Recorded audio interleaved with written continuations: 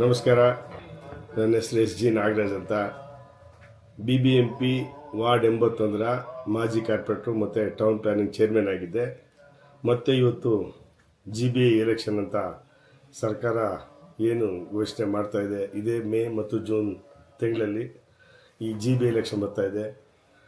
ಈ GBA election ಬರೋದ್ರಿಂದ ಎಲ್ಲ ಪ್ರಜೆಗಳಿಗೂ, ಯಾಕಂದರೆ ಎಲ್ಲ ನಾಗರಿಕ ಬಂಧುಗಳು ಒಳ್ಳೆಯದಾಗಬೇಕಾದ್ರೆ 6 ವರ್ಷಗಳಿಂದ ಈ ಎಲೆಕ್ಷನ್ ಇಲ್ಲದೆ ಕುಂದುಕೊರತೆಗಳು ಜನಗಳ ಕುಂದುಕೊರತೆಗಳು ನಿವಾರಣೆ ಮಾಡಲಿಕ್ಕೆ ತುಂಬ ಕಷ್ಟ ಆಗಿದೆ. ಅದಕ್ಕೋಸ್ಕರ ಈ ಎಲೆಕ್ಷನ್ನು ಬರ್ತಾಯಿದೆ.